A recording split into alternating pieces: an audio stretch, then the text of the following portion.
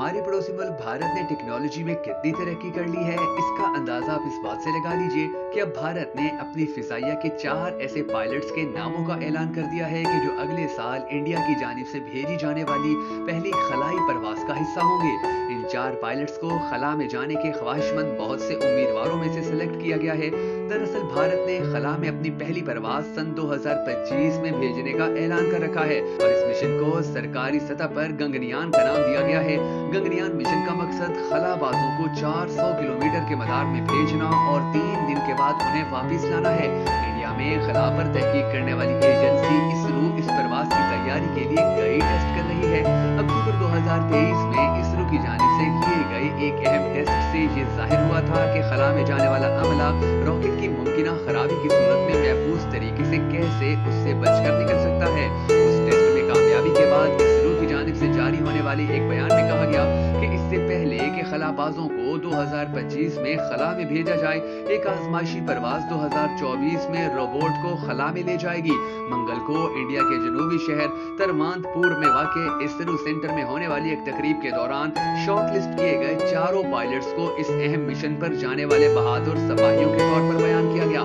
Indian फिजाइया से चुने गए इन चारों अफसरान का तारुफ कुछ इस तरह से है: group captain Prashant Balakrishnan Nayak, group captain Ajit Krishna, group captain Angad Pratap और wing commander Shubhanshu Shukla. India के वजीर आजम नरेंद्र मोदी और इसरो के सरबराह एस सोमनाथ ने उस तकरीब के दौरान अपनी कमीजों पर सुनहरी परों वाले एयरफोर्स के बैजेस लगाए हुए थे और भारतीय वजीर आजम मोदी ने इन अफराद को इंडिया के लिए बाइसे फख्र करार दिया। मोदी ने कहा कि ये सिर्फ 4 नाम या 4 लोग नहीं हैं, ये 4 ताकतें हैं जो 1.4 अरब इंडियन लोगों की उमंगों और ख्वाबों को खला में ले जाएंगे। मैं इन्हें मुबारकबाद पेश करता हूँ, इनके लिए नेक ख्वाहिशात पेश करता हूँ। भारतीय हुकाम ने बताया कि इन चारों अफराद का इंतखाब इंडियन फिजाइया के पायलट्स के एक ग्रुप में से किया गया है और शॉर्टलिस्ट होने से पहले उनके जिस्मानी और नफ्सियाती टेस्ट किए गए थे। इन अफराद ने रूस में खलाबाजी की 13 माह की सख्त तरबियत हासिल की है और अब वो वतन वापसी पर अपने सख्त शेड्यूल के साथ आगे बढ़ रहे हैं। तकरीब में दिखाई गई एक वीडियो में उन्हें जिम में वर्जिश करते, तैराकी करते और योगा करते हुए देखा जा सकता है। मंगल के रोज इसरो ने इस खलाई जहाज की एक झलक भी दिखाई जो इन खलाबाजों को लेकर खला के सफर पर रवाना होगी। इस खलाई जहाज को व्योम मित्रा का नाम दिया गया है।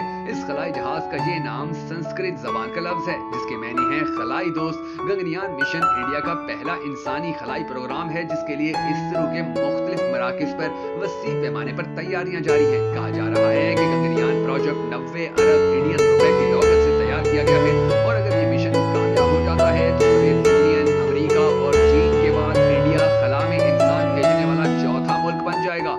गगनयान मिशन ने इंडिया में काफी दिलचस्पी पैदा की हुई है। इसके बावजूद कि ये मिशन सोवियत यूनियन और अमेरिका की जानिब से जमीन के निचले मदार में अपने लोगों और खलाई जहाजों को भेजे जाने की कई दहाइयों बाद आने वाला है। सोवियत यूनियन और अमेरिका दोनों ही सन 1961 से खला में अपनी मौजूदगी कायम रखे हुए हैं। चीन अक्टूबर 2003 में खला में पहुंचने वाला तीसरा मुल्क बना था जब एक चीनी मिशन ने 21 घंटे वहां गुजारे और 14 बार जमीन का चक्कर लगाया। अमेरिका और चीन के पास जमीन के निचले मदार में मुकम्मल तौर पर फाल खलाई स्टेशन भी मौजूद हैं। एक इंडियन निजात खलाबाज राकेश शर्मा भी सन 1948 के अवाइल में खला में गए। वो रूसी खलाई जहाज पर सवार थे और उन्होंने तकरीबन 8 दिन खला में गुजारे थे। याद रहे कि गुज़िश्ता साल इंडिया ने चांद के जनूबी कुतुब के करीब उतरने वाला पहला मुल्क बनकर तारीख रकम की थी।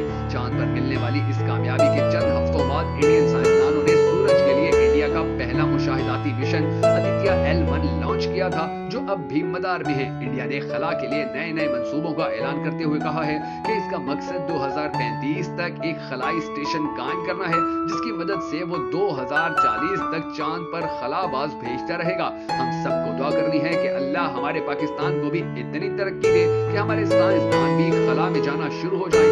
अगर आप भी हम सब पाकिस्तानियों के साथ मिलकर होने वाली इस दुआ में शामिल होना चाहें तो कमेंट सेक्शन में आमीन